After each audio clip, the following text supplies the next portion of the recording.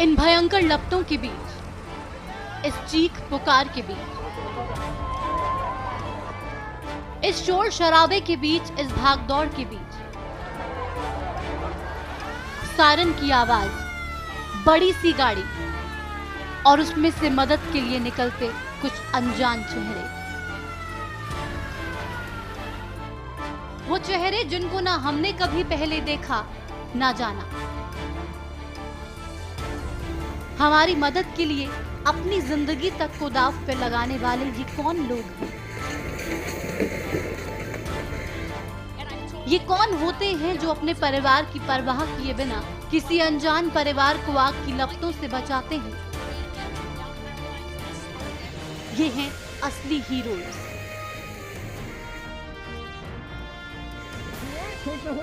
वो हीरोज जिनको हम मदद के बाद थैंक्स भी नहीं बोल पाते। ये वो चेहरे होते हैं जिनको शायद ही हम याद रख पाते हैं। ये हैं फायर फाइटर्स। बहुत कम लोग जानते हैं कि ये जो फायर फाइटर्स होते हैं अपनी निजी ज़िंदगी में ऐसी तकलीफ़ों से गुजर रहे होते हैं, इतनी ज़्यादा फाइट्स होती हैं अपनी ज़िंदगी में कि वो इन हालातों से जूझते हुए हमारी जान बचाते हैं, लेकिन कहीं ना कहीं उनका परिवार सफ़र कर रहा होता है। आज इंटरनेशनल फायर फाइटर्स डे पर अपनी इस खास पेशकश के ज़रिए हम दिखाएंगे कि आखिर इन जाबाजों की ज़िंदगी कैसे होती है, फायर फाइटर्स रियल में कैसे होते हैं। करोड़ों की आबादी वाले इस देश में ऐसे चुनिंदा लोग ही हैं जो फायर फाइटर्स की असल जिंदगी के संघर्ष से वाकिफ हैं। हर कदम पर चुनौती और संघर्ष। कुछ ऐसी ही कहानी है फायर फाइटर्स की। आखिर कैसे होती है इन फाइटर्स की जिंदगी? वर्ल्ड फायर फाइटर डे के मौके पर ये जानने के लिए हरियाणा न्यूज की टीम फायर स्टेशन पहुंची। चुनौती की दस्तक पर कैसे होता है फायर फाइटिंग का काम, ये जाना फायर कंट्रोल रूम से। यहाँ पर टेलीफोन्स रखे हैं, रजिस्टर रखा है, रिकॉर्ड मेंटेन किया जाता है और यहाँ पे कई ऐसे इक्विपमेंट्स भी हैं जिनसे ये पता लगाने की कोशिश की जाती है कि आग कहाँ लगी है। जैसे हमारे पास कॉल आती है, हमारे ऑपरेटर यहाँ रहते हैं और बड़े शांत स्वभाव से, बगैर कोई बखलावट से, क्योंकि जो आदमी मैसेज देता है थोड़ा बखलाया होता है तो घबराहट में होता है, बड़ी तरीके से पूछते हैं, प्यार से पूछते हैं उसको और ये भी बोल देते हैं गाड़ी चली गई है, आप चिंता मत करो, हमें थोड़ी डिटेल लिखवा दीजिए। तो उसमें क्या होता है, पहले उससे नाम पूछते हैं, नाम पूछने के बाद ये पूछते हैं कि आपका मोबाइल नंबर क्या है। मोबाइल नंबर के साथ में ये पूछते हैं आग की चीज़ कहाँ लगी है। जैसे बताता है हमारे उद्योग विहार में लगी, उससे पूछा उद्योग विहार में किस फेस में लगी है, प्लॉट नंबर क्या है, और उसके बाद ये भी पूछ लेते हैं कि आपके नज़दीक कोई ऐसा जगह हाई राइज बिल्डिंग जो फेमस हो, वो नाम बता दीजिए। तो जब वो नाम बता देता है तो जैसे ही हमारे पास एंट्री पूरी होती है उसी टाइम हमारे पास यहाँ से गाड़ियाँ हमारे टर्न आउट हो जाए। हमारा जो टर्न आउट है वो विद इन 1 मिनट के अंदर पूरा हो जाता है। ये जितनी प्रक्रिया है वो हमारा कोशिश करते हैं हम हमारा 30 से 35 मिनट में टर्न आउट हो जाए। जैसे अभी हमारे पास एक कॉल आई थी अभी, और उसमें हमने पूछा था कि नाम क्या है, तो नाम पहले लिखा गया रीटा। फिर हमने उसका मोबाइल नंबर पूछा, उनने अपना मोबाइल नंबर लिखाया है 8800557707। उसके बाद हमने पूछा कहाँ आग लगी है, तो उद्योग विहार फेज़ 3। कौन से फेज़ 3 में, किस प्लॉट में, प्लॉट नंबर 390। तो कितने बजे है, 12:46 पे। नाम कौन है, ऑपरेटर इंद्रजीत। जैसे इसने यहाँ पर कार्रवाई पूरी की, ये इसकी हम होने के बाद गाड़ी इसने टर्न आउट कर दी। टर्न आउट करने के बाद इसने देखा कि गाड़ी का टाइम कितना लगा टर्न आउट में, तो 12:46 पर जो सूचना मिली थी तो 12:47 के ऊपर हमारी गाड़ी यहाँ से निकल चुकी है। ये हमारा रिकॉर्ड के अंदर, और इसको रिकॉर्ड कर दिया कौन सी गाड़ी गई है, इसके साथ में कौन कौन सा स्टाफ गया। इसके बाद जब गाड़ियाँ वापस आएंगी तो उसकी पूरी डिटेल, ये कहाँ आग लगी थी, किस चीज़ में आग थी, क्या क्या नुकसान हुआ है, कोई कैजुअल्टी हुई है या नहीं हुई, बाकी क्या रिस्क था उसके अंदर, वो सारी एंट्री इसमें कर दी जाती है। और जब भी किसी को इमरजेंसी, किसी इंश्योरेंस के पर्पज़ के लिए, किसी के लिए, तो इसकी नकल उसको हम देते हैं।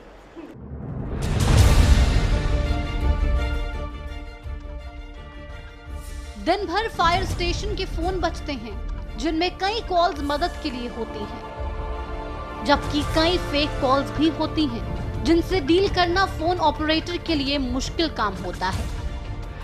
फायर कंट्रोल रूम में सबसे ज़्यादा इम्पॉर्टेंट रोल होता है टेलीफोन्स का।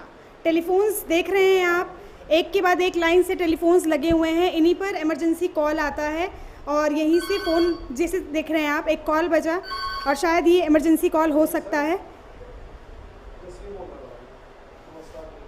यहाँ पर जैसे ये लोकेशन लिख रहे हैं कि इमरजेंसी कहाँ हुई है, कहाँ ज़रूरत है, लगातार इसी तरीके से कोऑर्डिनेट किया जाता है फ़ोन पर।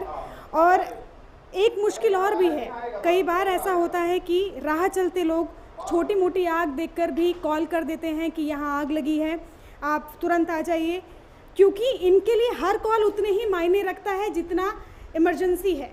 तो उस दौरान ये अपनी पूरी यूनिट लेकर निकलते हैं, गाड़ी लेकर निकलते हैं, लेकिन कई बार ऐसा भी होता है कि फेक कॉल्स की वजह से बहुत परेशानियाँ होती है। मेरे साथ यहाँ कॉल ऑपरेटर हैं, मैं इनसे जानने की कोशिश करूँगी कि कैसे, क्या कुछ तकलीफ़ें हुई हैं या होती हैं, मुश्किलात क्या क्या हैं। आप टेलीफ़ोन रिसीव करते हैं या इमरजेंसी कॉल रिसीव करते हैं, क्या कुछ चैलेंजेस देखते हैं?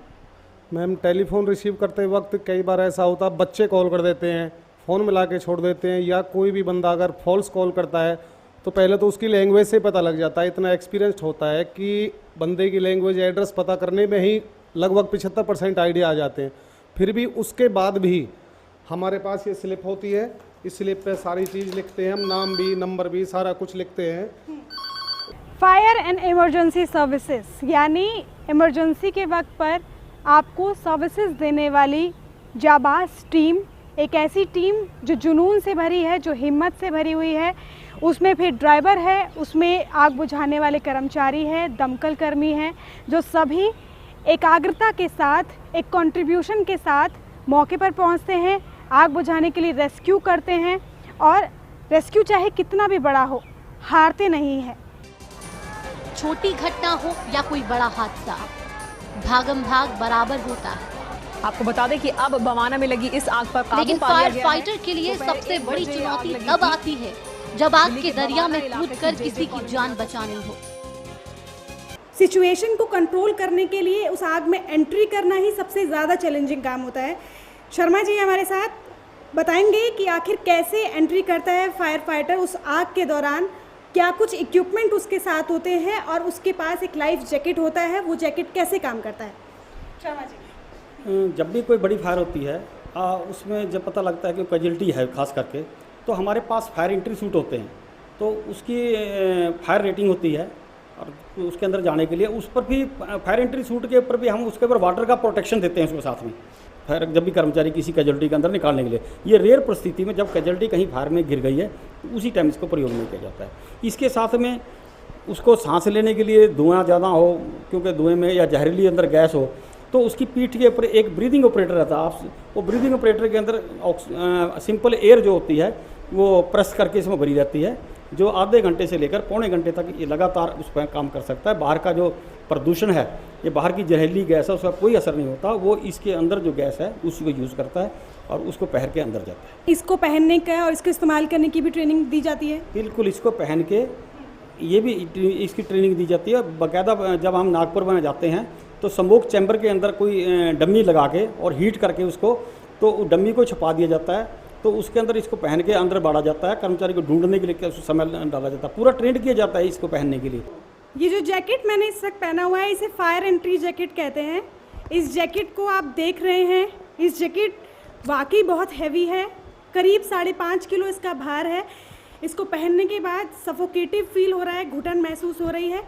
एक तो जैकेट का भार, ऊपर से आग की गर्मी, और उसी गर्मी में आग में एंट्री करना, ये दोनों वाकई ही बहुत चुनौतीपूर्ण काम है। और इसी चुनौती से जूझते हुए फायर फाइटर्स आग में जाते हैं और जब कोई कैजुअलिटी है उसे बचाते हैं। मैं आपको एक हेलमेट भी दिखाऊंगी। ये हेलमेट आप देख रहे हैं, इसका वज़न कम से कम 6.5 किलो होगा। ये हाथ में पहनने में, हाथ में उठाने में इतना भारी लग रहा है, ज़रा आप सोचिए जब इसे फायर फाइटर पहनकर अंदर जाता है तो उसके लिए हालात और कितने चुनौतीपूर्ण हो जाते होंगे। ये इसे कहा जाए तो वो पैरों को कवर करने के लिए इसे पहना जाता है। इसको आप देखकर समझ जाएंगे कि ये कितना भारी जैकेट होगा, कितना भारी है ये। इसके अलावा बूट्स भी होते हैं, मास्क होता है जो फायर फाइटर के लिए सबसे इम्पॉर्टेंट होता है।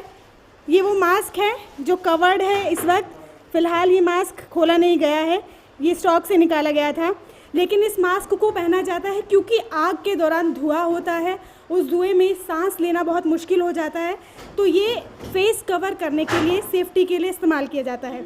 इसके अलावा एक सिलेंडर भी होता है जिसे फायर फाइटर को अपने कंधों पर पहनना होता है। ये वो सिलेंडर है, इसे एयर सिलेंडर कहा जाता है। इस एयर सिलेंडर को उठाना भी वाकई काफ़ी मुश्किल है, लेकिन इसे कंधों पर कैरी करके सिचुएशन को हैंडल करना, आप समझ रहे हैं, वाकई बहुत ज़्यादा मुश्किल हालात हो जाते हैं। और इन्हीं सब हालातों के अंदर आग जैसी स्थिति पर काबू पाना, ये कहा जाए तो वही रियल हीरोज़ कर सकते हैं जो वाकई हीरोज़ है। इसलिए कहा जाता है fire fighter is an unsung hero, जिसके बारे में, जिसकी चैलेंजिंग लाइफ के बारे में शायद हम नहीं जानते, लेकिन वाकई इस जैकेट को पहनने के बाद वो चैलेंज महसूस मैं भी कर रही हूँ।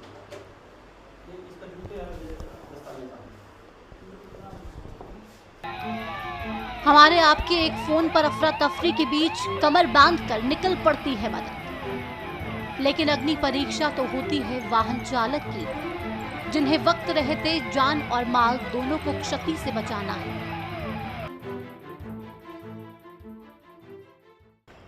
इमरजेंसी के दौरान जब 101 नंबर डायल किया जाता है तो उस टाइम पर दौड़ती हुई आती है ये फायर ब्रिगेड की गाड़ी।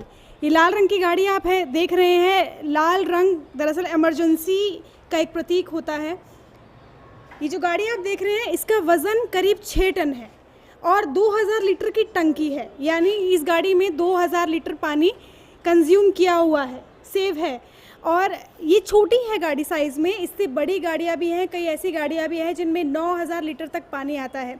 ये गाड़ी उन एरियाज़ के लिए ज़्यादा बेहतर मानी जाती है जहाँ गलियाँ छोटी है, छोटी जगह है, संकरी सड़क है, ऐसे में इस गाड़ी के लिए निकलना आसान रहता है।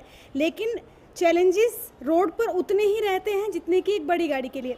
हमारे साथ गाड़ी के ड्राइवर जसबीर हैं, हम इनसे जानने की कोशिश करेंगे कि सड़क पर चलना एक फायर ब्रिगेड की गाड़ी के लिए और उसे चला कर ले जाना, दोनों कितना चैलेंजिंग काम है। जसबीर जी, जब भी इमरजेंसी कॉल आता है, आप गाड़ी लेकर जाते हैं, तो सबसे पहली मुश्किल क्या? मैडम, सबसे पहली मुश्किल हमारे लिए होती है कि रोड पे हम निकलते हैं, सायरन भी बजा हुआ होता है, उसके बाद भी कई सरफरे लोग ऐसे होते हैं कि साइड गाड़ी के सामने भागते रहते, कोई साइड नहीं देता। सबसे पहली प्रॉब्लम हमें ये आती है। उसके बाद रेड बत्तियां हैं, रेड बत्तियों पर जाकर भी दाएं बाएं हमें रॉन्ग साइड भी चलना पड़ता है, ऐसे जाकर सबसे पहली परेशानी ये होती है। उसके बाद हम जाते हैं दुर्घटना पर पहुँचते वक्त लोग शोर मचाते हैं बहुत ज़्यादा, ये करो वो करो, काम भी नहीं कर रहे, तो उनको सभी को हैंडल करते हुए हमारा स्टाफ होता है, फायर फाइटर होते हैं हमारे साथ में, सभी अपने अपने काम पे जुट जाते हैं, सबको हैंडल करते हुए। कहीं दंगा भी होता है, मुश्किलों का भी सामना करना पड़ता है, कई जगह ऐसा होता है पब्लिक भी भड़क जाती है, पत्थर भी फेंकने लगते हैं। अब लेट तो हुए, रोड के कारण ट्रैफिक बहुत ज़्यादा है, गुड़गांव में आप देख रहे हो कितना ट्रैफिक है, एक आदमी पैदल नहीं निकल सकता, तो ये तो बहुत बड़ी गाड़ियाँ हैं। तो ऐसी ही समस्या, लेकिन इन सारी समस्याओं को झेलते हुए, देखते हुए, फिर भी हम संभव इतनी कोशिश करते हैं कहीं रॉन्ग साइड चलें, किसी को तेज़ बोलें, किसी से प्यार से बोलें, फिर भी हम पहुंचने की कोशिश पूरी अपनी तरफ से करते हैं। हाइड्रोलिक प्लेटफॉर्म, ये इस पूरी गाड़ी को, ये इस पूरे यंत्र को हाइड्रोलिक प्लेटफॉर्म कहा जाता है। जब भी किसी ऊंची इमारत में आग लगी होती है, उस आग पर काबू पाने के लिए, रेस्क्यू करने के लिए खास तौर पर इस हाइड्रोलिक प्लेटफॉर्म का इस्तेमाल किया जाता है। किसी भी फायर पे जब भी हम काम करते हैं, अगर इनको गलत भी हम ऑपरेट करना चाहेंगे तो वहाँ ये ऑटोमेटिक रुक जाती है, किसी खतरे का सामना करने की ज़रूरत नहीं करने देती। सबसे बड़ी खासियत इनमें सेंसर लगे हुए होते हैं। मान लो जैसे गाड़ियाँ खुलती हैं, हम इसको गलत वे में ले जाएंगे, गाड़ियाँ खुल जाएगी, वहीं पे रुक जाएगी, गलत एंगल जाएगा, उसी टाइम गाड़ियाँ अपने आप रुक जाएगी, इसका सेंसर बजने लगेगा, गाड़ी को वापस लाओ, काम करो।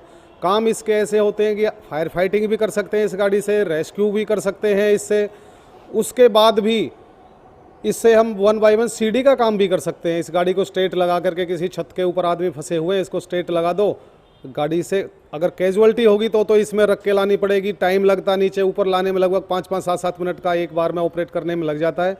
लेकिन इतने टाइम में आदमी बहुत ज़्यादा फंसे तो इसको सीधा लगा करके इसकी सीढ़ी खोल दी जाती है, सीढ़ी से मैनुअली भी आदमी इससे आ सकते हैं नीचे।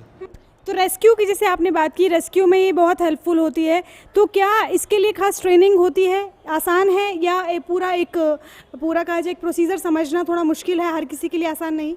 मैडम, ये बहुत आसान काम तो है नहीं। अपने यहाँ पे भी 4-5 ही लगभग लड़के हैं जो इसके बारे में जानते हैं, और पूरे 100% तो वो भी नहीं जानते।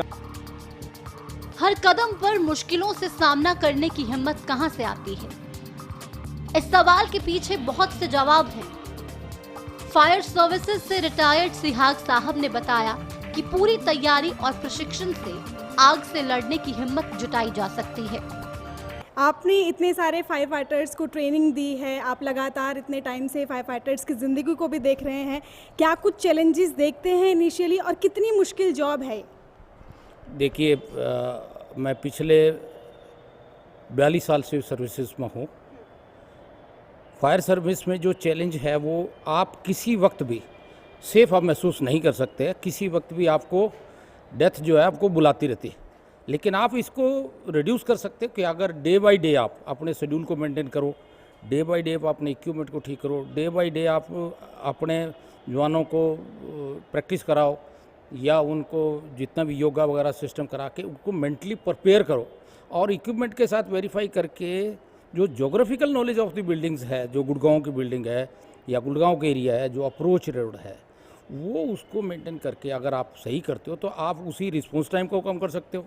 आप इक्विपमेंट आपके ठीक है तो आप उसको बहुत जल्दी से काबू कर सकते हो। लेकिन एक फायर फाइटर की जो आम जिंदगी है वो जिंदगी भी है, उसमें भी बहुत सारे चैलेंजेस है। देखिए, सबसे बड़ी बात यह है कि जब आप फायर पे आते हो तो आप पिछले पारिवारिक जीवन को भूल के आते हो। सबसे बड़ी बात कि I am meant for the fire brigade, जो उसका एक्चुअल एम है कि मैंने रेस्क्यू करना है और फायर फाइटिंग करना है, और लॉस जीरो का आज का टारगेट है, zero loss. Only fire fighting करना नहीं है कि भाई गया और मैंने ये पानी 10 बाल्टी डाल दी, कंप्यूटर चला गया, सब कुछ चला गया, पेपर चला गया, ये नहीं। आपका ये होना चाहिए कि 5 मिनट पहले जो सिस्टम था वो 5 मिनट जैसा सिस्टम मिलना चाहिए। ये जब होगा, ये आपकी इक्विपमेंट अप टू कीप है, आप वेल एक्सपीरियंस्ड है, और आप मेंटली एंड फिजिकली फिट है, और प्रशासन का पूरा सहयोग मिल रहा है। हम देख रहे हैं यहाँ एक के बाद एक लगातार इमरजेंसी में गाड़ियाँ जा रही हैं, आप लोग रेस्क्यू कर रहे हैं। कितना चैलेंजिंग काम है ये एक फायर फाइटर के लिए? देखिए मैडम, अगर देखा जाए तो गुड़गांव जो है बहुत तेज़ी से विकसित हुआ है, और जब कोई चीज़ विकसित होती है तो उसके साथ जो हजार्ड्स भी बढ़ते हैं और चैलेंज भी बहुत ज़्यादा आते हैं। तो इसीलिए गुड़गांव के अंदर जो फायर का काम है वो बहुत डिफ़िकल्ट है, और यहाँ जो अमूमन जो फायर होती है एक साल में लगभग 1000 फायर कॉल के करीब आती है, और इसमें एस्टिमेट देखें 2 से 3 या 4-5 फायर पर डे की हमारे पास कॉल आती है, जिसके लिए हम सदा तैयार रहते हैं। फायर फाइटर्स के लिए बेहद जरूरी है प्रशासनिक मदद, जो कहीं ना कहीं अभी नहीं मिल पा रही। फायर फाइटर रिस्क वाली सिचुएशन होती है। फायर ब्रिगेड के दौरान जब दमकल कर्मी पहुंचते हैं मौके पर, बहुत सारी चोट भी लग सकती है, झुलस भी सकते हैं, और कई बार ऐसा होता है कि अनफॉर्चुनेटली किसी परिवार के सदस्य भी परिवार खो देता है। ऐसी सिचुएशन में अपने स्तर पर राहत तो मुमकिन है, लेकिन सरकारी तौर पर राहत नहीं मिल पा रही।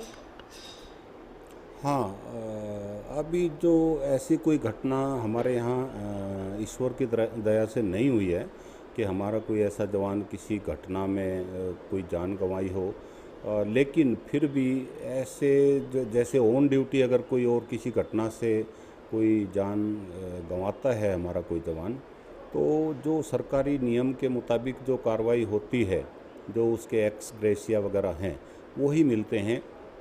ऐसा कोई स्पेशल भत्ता नहीं है, ऐसा कोई स्पेशल एक्स ग्रेशिया नहीं है जो डेथ के दौरान मिलता है या उसके बच्चों के पालन के लिए। जो आम एम्प्लॉय के लिए है वही शर्तें हमारे ऊपर लागू हैं। यूँ तो 14 अप्रैल को हमने नेशनल फायर सर्विस डे मनाया है, लेकिन क्या हुआ उस दिन का? वो दिन भी महज एक रस्म बनकर रह गया। International fire fighter day globally बड़े स्तर पर मनाया जाता है। उन जाबाजों को सलाम किया जाता है जो हमारी और आपकी जान माल की सुरक्षा करते हैं।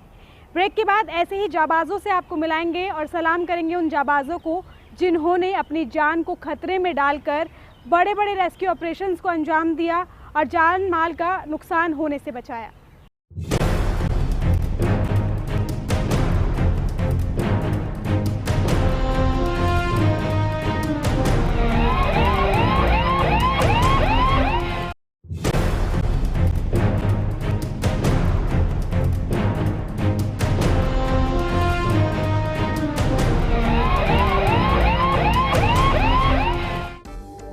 फायर फाइटर्स की जिंदगी को और करीब से जानने के लिए हम मिले एक ऐसे परिवार से जिनका मुखिया फायर फाइटर है। सीढ़ियों से गुजरते हुए मन में बार बार एक ही सवाल उठ रहा था कि उस परिवार का क्या हो रहा होगा जिसके मुखिया को रेस्क्यू के दौरान गंभीर चोट आई हो। संघर्ष की मिसाल बन चुके राजेश शर्मा के घर पहुंचे हम। राजेश शर्मा जो आग बुझाने के दौरान हादसे का शिकार हुए, जिसमें उनके सीधे हाथ में गहरी चोट आई। डॉक्टर ने महीने के बेड रेस्ट की सलाह दी, लेकिन कह नहीं सकते कब कोई कॉल आए और इमरजेंसी के दौरान बिस्तर से उठकर जाना पड़े। आप ऑन द स्पॉट थे, आप आग बुझा रहे थे, आपने देखा भीड़ थी, लोग थे, उसके बाद ये हादसा कैसे हुआ? जैसे ही काफ़ी पब्लिक वहाँ इकट्ठा थी, एक मकान में फायर हुआ था, फर्स्ट फ्लोर पे फायर था। जैसे ही हम अंदर एंट्री किया उन्हें, तो पता नहीं चला भी अंदर एक साइड में से आग चल रही थी काफ़ी तेज़ी से, तो ऊपर से गिलास वगैरह टूटने शुरू हो गए थे और हमें अंदर जाना था हर हालत में। तो जैसे ही अंदर एंट्री किया तो ऊपर से गिलास वगैरह जो मटेरियल था वो हमारे ऊपर हो गया। इससे पहले भी आपकी लाइफ में, आपकी सर्विस के दौरान ऐसा कभी हादसा हुआ है? नहीं, इस तरह के हादसे तो चलते रहते हैं, लेकिन ये थोड़ा मेजर प्रॉब्लम था। वैसे तो चलता रहता है, थोड़ा ठीक हो जाएगा, मेडिसिन ले लेंगे या पट्टी बांध लेंगे, 3 दिन 4 दिन 1 हफ्ते में ठीक हो जाता है, लेकिन ये कुछ ज़्यादा हो गया था। कभी ऐसा भी हुआ है कि आपको चोट लगी है, आपने पट्टी बांधी हुई है, लेकिन इमरजेंसी इतनी ज़्यादा है कि आपको उसी हालत में रेस्क्यू के लिए जाना पड़ा हो? नहीं, ये तो अब भी जाने के लिए तैयार है। हाँ। ये तो जब कोई भी इस तरह की, अगर अब भी कोई अच्छा कोई डेंजर काम होता है या पूरा, तो जाने के लिए तैयार हैं। अगर हैवी काम नहीं करेंगे तो अपने बच्चों को मार्गदर्शन तो कर ही सकते हैं, तो इस तरह रुकने का कोई काम नहीं। रिस्क बहुत ज़्यादा रहता है, परिवार को हमेशा चिंता रहती है। जब ये एक्सीडेंट की खबर आपके परिवार ने सुनी तो घर में कैसा माहौल था? अच्छा, जब ये एक्सीडेंट की खबर परिवार को लगी तो पहले तो परिवार वालों को बताया ही नहीं था। काफ़ी फ़ोन वगैरह जा रहे थे, तो उन्होंने सोचा भाई फायर फाइटिंग कर रहे होंगे, नहीं उठा रहे होंगे, फ़ोन स्टाफ वालों को ले लिया था। लेकिन जब पता लगा तो इन्होंने नीचे जाके कन्फर्म किया भाई क्या हुआ है, और तुरंत कन्फर्म होते ही उन्होंने घर पे फ़ोन किया, वहाँ से भी आदमी आए और डायरेक्ट हॉस्पिटल में चले गए। तो इनको थोड़ा सा पता नहीं लग पाया कि भाई ज़्यादा है, कम है, कितना है। फिर हमारे ऑफिसर वहाँ पहुँच चुके थे ऑलरेडी, उन्होंने इनको समझाया, फ़ोन किया, बताया, तो फिर इनको पता है किसी भी टाइम कोई भी घटना हो सकती है। उन्होंने फिर मुझे से बात कराई फ़ोन पे, तब इनको तसल्ली हुआ कि ठीक है। बाकी इस तरह की घटना का तो इन्हें अंदेशा हमेशा बना रहता है। रूटीन शिफ्ट कैसी रहती है फायर फाइटर की, अगर बात की जाए लीव्स को लेकर, छुट्टियों को लेकर, क्योंकि परिवार है, बच्चे हैं, उन्हें भी टाइम देना होता है? नहीं, लीव्स के लिए तो जो हमारा ये सीज़न है, इस सीज़न में तो लीव्स वगैरह के लिए काफ़ी प्रॉब्लम होती है, स्टाफ काफ़ी कम है और बड़ा एडजस्टमेंट करना पड़ता है लोगों को। इमरजेंसी कॉल आता है कि इस जगह पर आग लगी है, आपको टीम के साथ पहुंचना है, तो उस मोमेंट पर दिमाग में सबसे ज़्यादा क्या चीज़ चल रही होती है? नहीं, जब हमें कोई घटना की जानकारी मिलती है तो सबसे पहले तो हमारे दिमाग में उस एरिया की टोपोग्राफी, भाई कहाँ है, क्या है, एरिया का पता होना सबसे ज़रूरी है, वहाँ है ये घटना। उसके बाद वहाँ जाने के बाद रोड का देखना होता है, भाई किस रोड से जाना होता है, कहाँ जाम मिल सकता है, किस रेड लाइट को क्रॉस करना है, किसको नहीं करना, ये सारी चीज़ें पहले ही ध्यान में आ जाती हैं। परिवार के लिए वो वक्त बेहद कठिन था, लेकिन माँ ने बच्चों को संभाला और एहसास दिलाया कि पिता एक जाबाज फाइटर हैं। फक्र करें, फिक्र नहीं। जब पापा ड्यूटी पर जाते हैं तो आप क्या बोलकर भेजते हो कि पापा अच्छा करना? हाँ।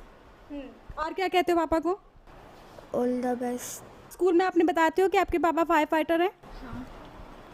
फ्रेंड्स के क्या रिएक्शन रहते हैं? फ्रेंड्स के भी बहुत अच्छे रिएक्शन होते हैं, वो जब सुनते हैं मेरे पापा फायर फाइटर हैं, और मैं पापा की बातें भी नहीं बताती हूँ कि पापा कैसे हेल्प करते हैं, क्या होता है यहाँ पे, सब कुछ। अच्छा।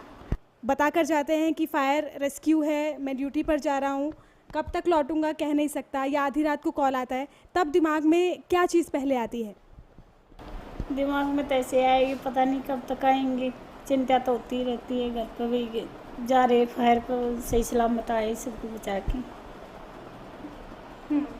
रात में भी कई बार इमरजेंसी कॉल्स आते होंगे? हाँ, रात को पूरी रात वहीं रहते हैं, कई बार आन भी नहीं पाते, फ़ोन करके पूछते पता नहीं हम कब तक आएंगे, टाइम लग जाता है, पूरी रात वहीं रहते हैं, चिंता तो रहती है। कभी कभी ऐसा लगता है कि ये जॉब बहुत खतरनाक है या बहुत खतरे से भरी है, कुछ और कर लेते इससे अच्छा, कभी ऐसी दिमाग में फीलिंग्स आई हैं? नहीं, देखो जो जॉब है वो तो करनी पड़ेगी, ऐसा नहीं होता हमने कभी भी अच्छी तरह रहो, अपना भी संभाल करो, दूसरे का भी बचाव करो, ये होता है थोड़ा सा।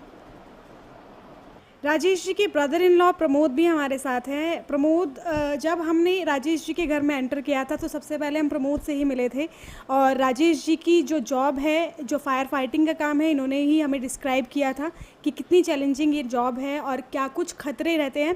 प्रमोद जी, आपकी बहन राजेश जी के साथ जब शादी हुई तो आपको पता होगा कि जो जॉब है वो फायर फाइटिंग की है। परिवार में पहला क्या रिएक्शन रहा कि लड़का दमकल कर्मी है या आग से खेलता है, खतरों से खिलाड़ी है, क्या कुछ फीलिंग्स रही? मुझे तो इतना पता नहीं है क्योंकि मैं बहुत छोटा था तब। लेकिन हाँ, एक प्राउड का मोमेंट तो है कि वो फायर फाइटर हैं, खतरा भी बना रहता है, लेकिन इससे ज़्यादा ये है कि वो हेल्प कर रहे हैं लोगों की। एटलीस्ट पीपल उन पे बिलीव कर रहे हैं कि अब फायर फाइटर्स आ गए, वी आर सेफ। जान और माल दोनों की सेफ्टी करना फायर फाइटर का धर्म होता है, मोटिव होता है। लेकिन कभी कभी जब ये कहा जाता है कि फायर ब्रिगेड लेट हो गई, गाड़ी टाइम पर नहीं पहुंची, बहुत नुकसान हो गया, इस नुकसान के लिए कहीं ना कहीं दमकल कर्मी जिम्मेदार है, तब वाकई जो फीलिंग्स आती है, अजीब फीलिंग्स होती होगी। एक चैलेंजिंग जॉब है, उसमें खतरे भी हैं, रिस्क भी है, लेकिन उसके बावजूद अगर अप्रिसिएशन की जगह ऐसी बातें आती हैं तो फिर कैसा लगता है? नहीं, ये तो दुर्भाग्यपूर्ण ही होता है, लेकिन ये सब तो चलता रहता है। हर तरह के लोग होते हैं, हर तरह की बातें करते हैं, लेकिन उससे ज़्यादा जो ज़रूरी है टाइम पे पहुंचना। मैं कई बार देखता हूँ, हम लोग खाना खा रहे होते हैं टुगेदर, और जब भी कोई इमरजेंसी कॉल आता है, सडनली ये खाना बीच में छोड़ के दौड़ते हैं, चाहे ड्यूटी पे हों या ना हो, क्योंकि हम लोग ऊपर ही रहते हैं, तो सबसे पहले ये ड्यूटी ऑफ होते हैं तब भी जाते हैं। तो इसके अलावा जब लेट होते हैं, ये सब जानने की ज़रूरत है, तो उसके हमारे ट्रैफिक कितना वो होता है, लोगों में अवेयरनेस नहीं है, लोग जगह नहीं देते हैं, तो ये सब दिक्कतें होती हैं। लेकिन ये लोग तुरंत हरकत में आते हैं और तुरंत एक्शन लेते हैं। त्रणाय सेवा में है, वी सर्व टू सेव, ये लक्ष्य है उन फायर कर्मियों का जो अपनी जाबाजी के दम पर इमरजेंसी में, आपातकाल हालातों में लड़ने के लिए हरदम तैयार रहते हैं।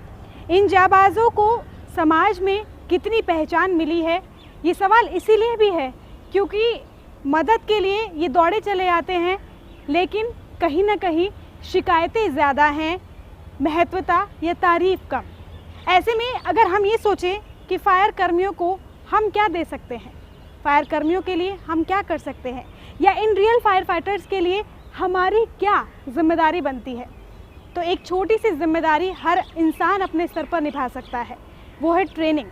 अगर हमें ये पता है कि आपातकाल की स्थिति में हम अपने परिवार को कैसे मदद दे सकते हैं, या छोटी सी आग को कैसे बुझा सकते हैं, या छोटी सी आग को कंट्रोल कैसे कर सकते हैं, या और भी नहीं तो सामाजिक जिम्मेदारी निभाते हुए वक्त पर फायर ब्रिगेड को इन्फॉर्म कर दे, तो इससे बड़ी भूमिका समाज में और कोई नहीं हो सकती।